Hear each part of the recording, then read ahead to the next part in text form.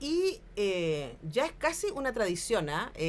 Cada vez que Jesús Diamantino saca un libro, yo converso con él.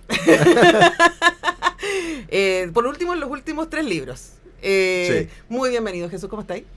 Bien, ¿y tú, Antonella, cómo estás? Muchas gracias por la invitación. Feliz de estar aquí en esta tradición, ya que es como cábala. Sí, qué Sí. bueno.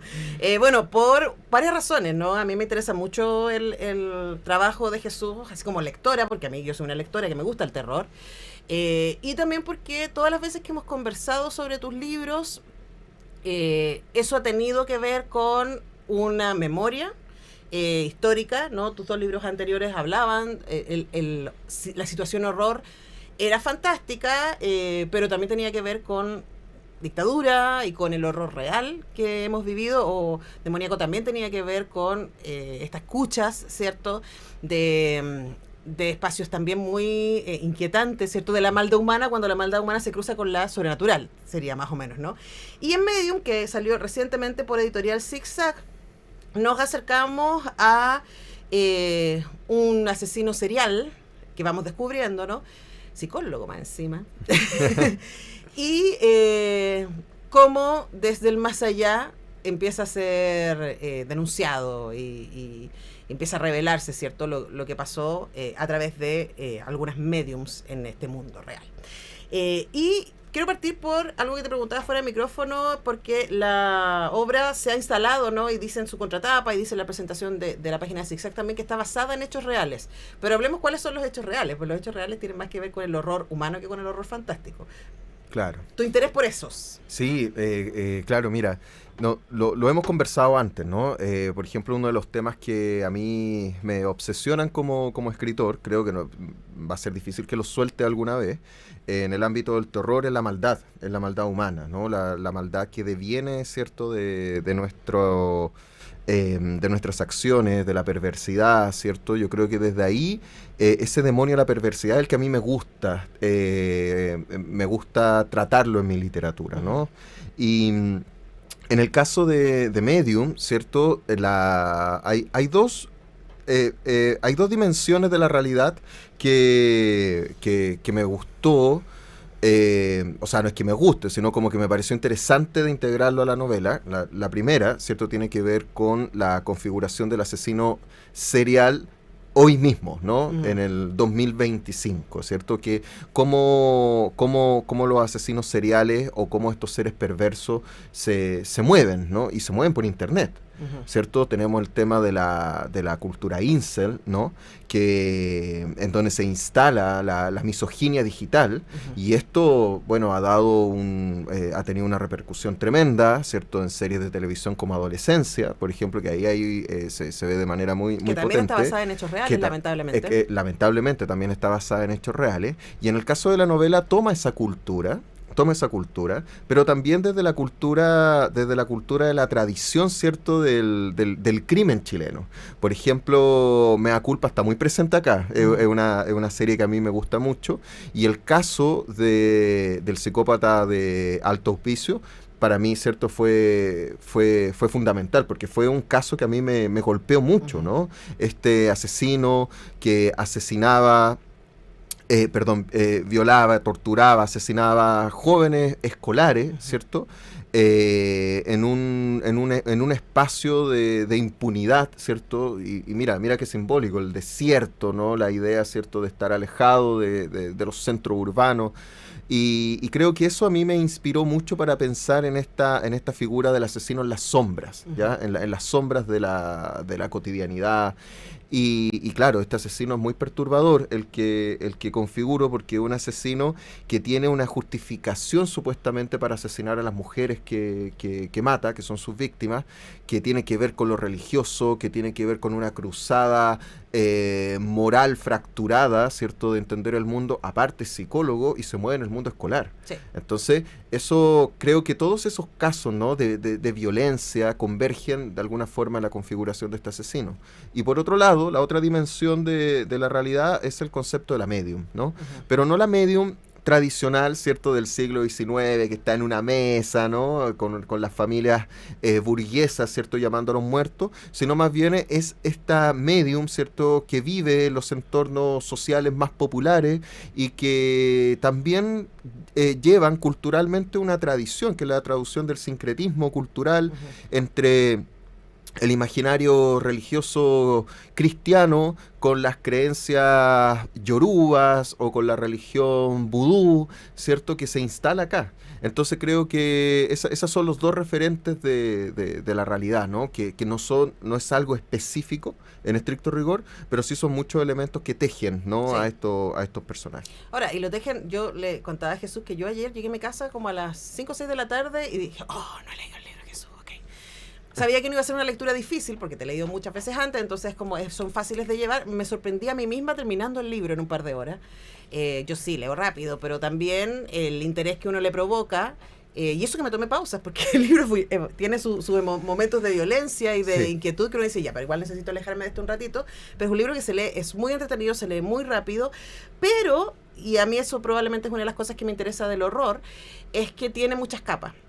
Y yo quiero detenerme, le decía a Jesús que una de las cosas que a mí me interesó más del libro tiene que ver con este discurso cristiano de la limpieza, ¿no? Y claro, estoy pensando en este concepto horroroso de la limpieza étnica, pero también estoy pensando en este discurso horroroso que está empezando a aparecer cada vez más descaradamente, más desvergonzadamente, que es el discurso ultraconservador vestido de cristianismo.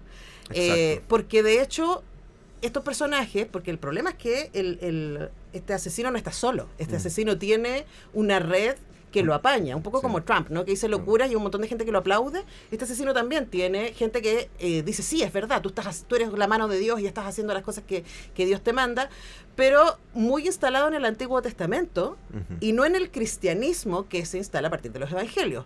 Entonces, me interesa que desarrollemos eso también desde el punto de vista de lo que está pasando hoy día con los ultraconservadurismos y cómo grupos a partir de estar utilizando la Biblia para violentar, así de simple, ¿no? Para violentar a otros que son distintos. Claro, en pos de una falsa libertad. O sea, eso es muy importante señalarlo. O sea, se vende el discurso, ¿cierto?, de una libertad, pero como tú bien decías, fue que conversábamos antes de la entrevista, que es una libertad para algunos solamente, ¿no? No claro. es una libertad, porque acá conscientemente, ¿cierto? Yo pensé en el Antiguo Testamento porque está la figura de un Dios que es castigador. Sí. Por lo tanto, esta figura de este Dios castigador del Antiguo Testamento es muy coherente o les sirve a estas personas, ¿cierto?, para poder justificar estos actos horribles que hacen, ¿no? En donde la tortura, el sufrimiento, la violencia y la misoginia, ¿cierto?, son parte son parte de una especie de purificación, ¿no?, que hacen para la sociedad. Entonces, claramente acá hay un eco, ¿no? Hay un eco social de la relevancia que ahora tienen los extremismos, ¿no? De los discursos, ¿no?, en los discursos en donde se utiliza, ¿no?, los preceptos religiosos para supuestamente, ¿cierto?, entregar entregar una armonía social, ¿cierto?, colectiva, cuando en realidad es otra forma de dominio y aún más terrible, ¿no? Claro, Sí. porque además por ahí algunos de los personajes habla del libre albedrío, ¿no? Claro. Y que para mí el libre albedrío es la base del cristianismo. O sea, es como Cristo en la cruz es el precio, o sea, si uno sigue el relato cristiano, ¿no? Cristo en la cruz es el precio que paga Dios mismo para que los seres humanos tengamos libre albedrío, ni más ni menos. O sea, el máximo sacrificio es para que tú y yo podamos decidir qué queremos hacer, y no para que otros decidan por nosotros. Y un poco ellos tuercen, los personajes del libro, ¿no? Tuercen este relato para decir, bueno, yo voy a decidir mejor que estas chicas, ¿no? Y si estas chicas se embarazan o tienen problemas de depresión, o yo les voy a ayudar acabando con sus vidas. Es un poco el relato del asesino. Exactamente, ¿cierto? Porque el asesino no soporta ver a ninguna mujer que, por lo menos sus víctimas, el patrón común es que estas mujeres se salen un poco de estos parámetros retorcidos conservadores que tienen. Y un conservadurismo bastante solapado, no un conservadurismo, acá no tenemos un asesino que está promulgando abiertamente sus ideas conservadoras, Claro. sino que son ideas conservadoras que se difunden y se legitiman en la oscuridad de la red de Internet. Sí. ¿Cierto? Y en la luminosidad, vamos a decir entre comillas, de la iglesia. Exactamente, esa supuesta luminosidad que termina siendo una oscuridad para los personajes. Y acá hay un contraste bien interesante con las medium que aparece, porque no es solamente una medium. La protagonista es Jade, que es una mujer trans que de alguna forma hereda este don que para ella no es un don, es un martirio, no lo quiere aceptar. Y la novela también es una especie de relato de aprendizaje y de maduración de la protagonista, en donde debe enfrentar sus propios miedos para poder enfrentar al asesino. Sí. Porque a raíz de la muerte de un ser querido de ella, ¿cierto? Se da cuenta que detrás de todo esto, los fantasmas que se le aparecen son en realidad víctimas de este asesino serial. Claro, Sí. y que no le queda otra. O sea, es como, No le queda otra, claro. Tiene que hacerse casco. Y pensaba también, ya iba a ir hacia allí, Jesús, sobre el personaje de Jade, que en su momento fue Bernardo, ¿no? Y cómo esta disrupción, y me pareció súper interesante pensar que suena eso, súper disruptivo poner ahora una persona trans como la persona que es puente entre lo espiritual y lo material. Pero eso también es una tradición.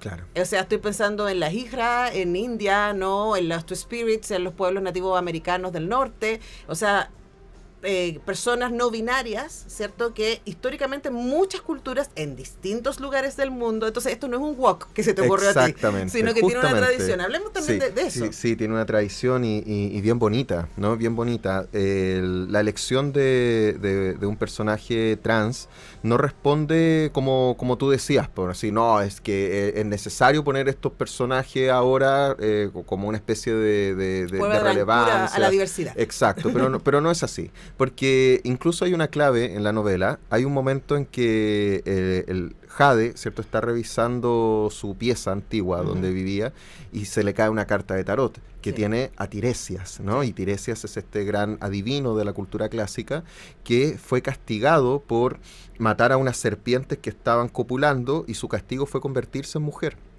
Y él estuvo mucho tiempo convertido en mujer y luego vuelve a ser hombre. Y lo interesante es que la experiencia de ser mujer y de ser hombre, ya de alguna manera esta dualidad de género, le permiten transformarse en el vidente más prestigioso y en el más poderoso, ¿cierto?, de la cultura, del imaginario, de la mitología clásica. Entonces, de alguna manera, Jade es una especie de representación de Tiresias, en donde ella, si bien hereda este don de la clarividencia sobrenatural, en realidad es muy poderosa en eso, ¿cierto? Ella tiene este don que es un don que la domina y justamente esa idea de la dualidad, ¿cierto?, que está presente en la tradición mitológica es lo que yo rescaté para el personaje, que me pareció mucho más interesante que retratar simplemente a la medium, ¿no? Sí, además que de nuevo, ¿no? Estas cosas que hoy día se nos acusan de que somos así como que se está haciendo como una imposición de la diversidad, es como, a ver, leamos un poco de historia, aprendamos un poco de las culturas ancestrales humanas, a ver si esta idea del binarismo es relativamente contemporánea al hombre, ¿no? Sí, o sea, absolutamente. El patriarcado no tiene más de 10.000 años siendo generosa. Exactamente. Y la humanidad tiene 200.000. O sea, es como la mayor parte de nuestra historia hemos sido no binarios, hemos sido colaborativos, hemos sido no patriarcales, y lamentablemente nos tocó este momento, donde, bueno, pero tenemos antecedentes para volver atrás, ¿no? Y mientras, en mi caso, mientras yo más leo de prehistoria, más me doy cuenta lo fuerte que ha sido que tratar de meternos en estas cajitas y me gusta esa idea de que somos más poderosos, no lo dijiste, pero yo lo digo, somos más poderosos en la medida de que aceptamos nuestro masculino y femenino, ¿no? Exacto, o sea, tiene que ver con esa dualidad que se acepta como un principio identitario también, ¿no? Y varias lectoras trans me han preguntado, ¿no? se han sentido muy identificadas, les ha gustado mucho la forma en que se presenta el personaje, porque no se presenta tradicionalmente por ejemplo, arrastrando una estela de obstáculos o una constante discriminación sistemática, sino que acá en la novela el personaje es visto desde una humanidad tormentosa. Mi personaje, tú sabes que sí, cargan ahora, igual, siempre. Igual ella ya pasó por eso. Exacto, ¿cierto? Ya pasó por eso y acá es muy bonito la forma en que ella, bueno, para mí como creador, ¿cierto? Para mí fue una experiencia muy bonita cómo evolucionan estos personajes. De hecho, creo que de todas mis novelas, esta es la novela, no el cliché de la novela más personal, pero sí es la novela que está más centrada en personajes que cualquier otra que he escrito. Esta es una novela muy, muy humana, en cuanto que más que ser una novela de situaciones, de acciones, es una novela que ahonda mucho en los personajes. Y mucho en el dolor. Y mucho en el dolor. O sea, claro, hay mucha maldad de la novela, pero también hay mucho dolor y muchas cosas no resueltas. Y quizás ahí, no sé si lo tienes pensado, pero podemos leer cosas más de un par de personajes sí. que pueden ser interesantes, porque Aurora también tiene lo suyo. Sí, y yo siento que Aurora sí. no alcanzamos a verla desarrollar, claro, pero Aurora tiene lo suyo. Ahora, voy a hacer una maldad y nos quedan 2 minutos. Y no solamente tú has escrito varias novelas de horror, sino también tú has escrito ensayos y académicamente es un tema que a ti te interesa y que has investigado seriamente. Y quizás para terminar, ¿no? ¿Por qué el horror, el fantástico? Porque ahí también entra la ciencia ficción, son géneros que nos ayudan a pensar el presente, ¿no? Y estoy pensando lo doloroso que es que hoy día libros como Fahrenheit, como 1984, como Un Mundo Feliz, resulten tan, el cuento de la criada, tan dolorosamente contingentes. Claro. Y también libros como este, que están en el espacio del horror. Yo estaba leyendo mucho horror gótico últimamente y uno dice, oye, harto de eso nos sigue acompañando, la culpa, el tratar de instalarse en una superioridad moral a partir de la religión, etcétera, etcétera. ¿Qué es lo que a ti como autor y como lector te entusiasma de la mirada política que puede tener el horror? Sí, bueno, de hecho creo que la base del terror, o el horror, si queremos llamarlo así, de este género tan difuso, ¿no? Muy, muy difuso, porque para mí el terror no es en estricto rigor un género, sino más bien es un lenguaje que se cuela a todos los géneros posibles. Pero yo creo que a mí me gusta mucho utilizar la metáfora del espejo, ¿no? El horror como un espejo que nos refleja, y no nos refleja como nosotros queremos, ¿no? Sino que nos refleja realmente a partir de nuestras carencias, nuestras contradicciones, y es precisamente ese el poder que tiene el terror. Y yo creo que hoy en día hay un proceso de revelación más bien, no sé si mundial, pero sí hay procesos colectivos de revelación sobre injusticias, sobre contradicciones, sobre opresiones, sobre poderes, ¿cierto?, que están subyugándonos de manera bastante subrepticia, pero están ahí. El surgimiento de la relevancia que existe hoy en día, o el resurgimiento de los extremismos, que siempre han existido, pero ahora cobran mucha fuerza porque se están siendo muy legitimados. Todo esto se ve ahí canalizado y reflejado en las obras de ficción de terror. Y yo creo que, por ejemplo, ayer un alumno en un taller de escritura de cuentos de terror de la Universidad Adolfo Ibáñez hablábamos de este proceso de identificación, ¿no? Porque yo les decía que, claro, que el terror se caracteriza por presentar una amenaza, y en esa amenaza nosotros nos vemos identificados en la vulnerabilidad de los personajes, ¿no? Pero él decía, ¿pero por qué ahora hay una tendencia a identificarnos mucho con la amenaza en estricto rigor? Y bueno, eso es algo muy natural, porque la amenaza somos también nosotros, de cierta forma. Entonces yo creo que ese es el valor cultural que se le está dando. Creo que el terror ahora está adquiriendo una relevancia muy importante, y eso no es porque los escritores estén escribiendo mucho terror, ¿ya? Eso es porque los lectores quieren leer terror. Y eso algo nos está revelando, ¿no? Sí, estaba pensando además que los momentos más de profundo auge han sido momentos de profunda incertidumbre también en el mundo, ¿no? Claro. Entonces, como pensamos, el terror aparece masivamente, uno diría, o los antecedentes que tenemos hoy día, ¿no? A finales del 19, ¿cierto? Que es un momento de muchos cambios y mucha tensión, y corte mediados de los 50, claro. Guerra Fría, macartismo, etcétera, y ahora estamos de vuelta en eso. Hay tanto para leer. Yo les invito a que se consigan el trabajo de Jesús Diamantino, y yo particularmente querría leer Geografía del Miedo 2023. ¿Qué es todo eso? ¿Perdón? Geografía del miedo, ¿quién lo editó? Cuarto propio. Cuarto propio. Vamos a buscarlo. Sí. Jesús Diamantino, este libro Medium está muy accesible porque acaba de salir por Zigzag. Saludamos a nuestros amigos de Zigzag también. Le agradecemos que me hayan hecho llegar el libro. Gracias, Jesús, por venir. Un placer. Gracias, tía Antonella. Muchas gracias. Nosotros vamos a la música y ya regresamos para conversar de los reencuentros de Malraux con el agregado cultural de Francia en Chile.